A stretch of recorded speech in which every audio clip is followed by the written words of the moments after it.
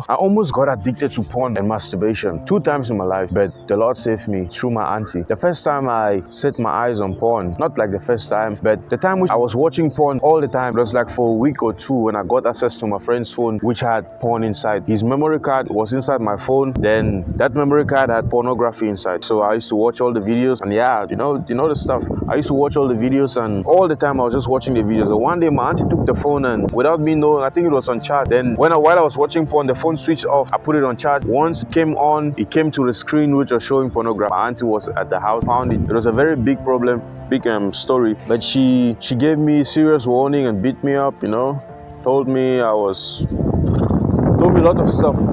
From that experience, I gave my friend's memory card back to him, and ever since, I never had interest in watching porn. Since that time, I was like 14 years old. So that was the first time I ever had access to pornography and I was watching it. But growing up in the social media age, I see a lot of young men having access to social media. And this is something which is very decaying, not just to young people like 11 to 14 years old like I was that time. A lot of young kids, which are my age that time, are watching pornography nowadays from social media, which is very, very dangerous.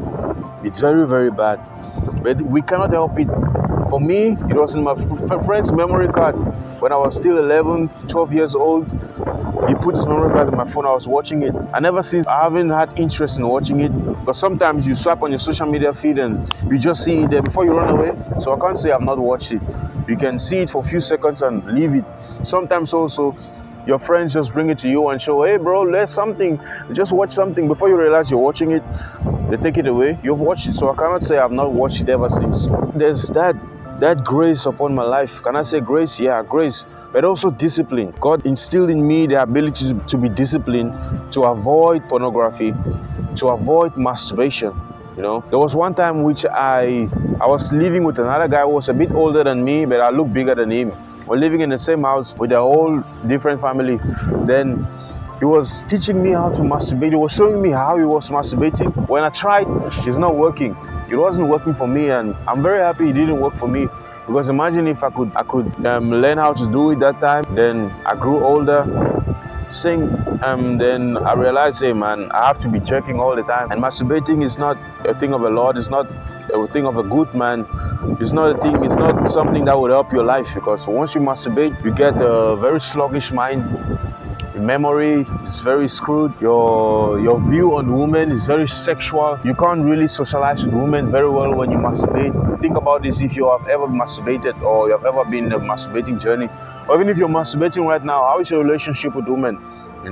You always want to make it sexual. It's never a bit romantic or educational, because sometimes you learn a lot from women, from their views on life, and not really learning, but from their experiences, not mainly women also. But yeah, masturbation and pornography is something that I escaped from a very young age, and I thank God for giving me the discipline to keep knowing how to run away from it, man. Because that's the key, having the discipline, the grace of the Lord to keep running away from it. The one thing that I'm battling with right now, it's a lust. Lust is a spirit. It's a spirit which comes into the mind of a people to always think about, have sexual thoughts, having sex in your mind, having spiritual husband, all this kind of stuff. This is the kind of spirit that comes to your mind to disrupt you from having a clear sense of thinking or living, And when lust comes to your mind, it takes full control of your mind. You can't even think about something else. Thank God for the grace that I'm able to overcome lust and fight it every single day. Thank God for the strength, because I'm not strong. The Lord is my strength. Thank God for the strength that He gave me to attack lust every day, and I'm a champion. When it comes to lust, I'm a champion. When it comes to pornography, masturbation, I have overcome them. I'm an overcomer. I'm a child of God. But for you, if you're maybe struggling with pornography, masturbation, and lust, all this sexual stuff, man, that's a very good way to deal with them, man. You can deal with them by praying and fasting against your weaknesses. Because pornography and masturbation, it's a weakness. You must agree with me. Pornography and masturbation is a weakness which every man has to deal with.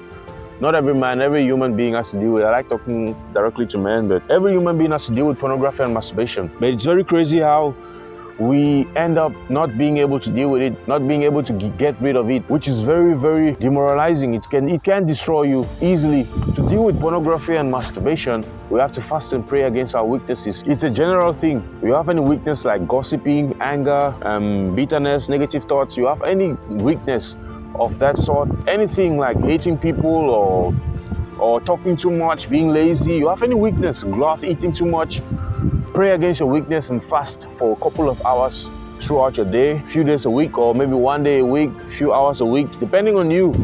Then it's like you're fasting away, depriving your body from food, depriving your body from pleasures. Maybe your phone, social media, depriving your body from, fast away from your pleasures. Everything which makes you feel comfortable, which brings up the dopamine. Fast away from them.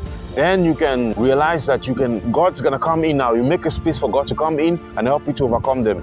So as time goes by, since I overcome pornography, masturbation when I was still young, lust is coming. Pornography, masturbation is still coming through people around you. You know, no matter how you try to be holy, people will come and walk you away from being holy.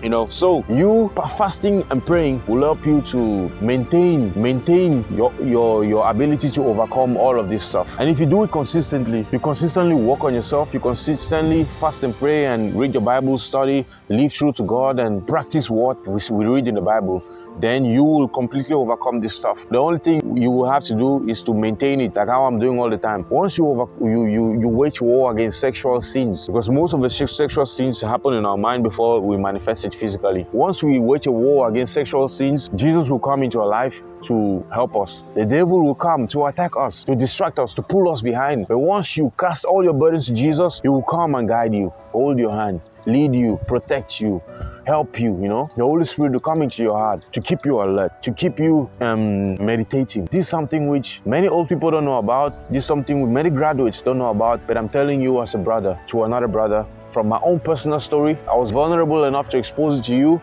Now you can learn from it and change your own life, help your own life.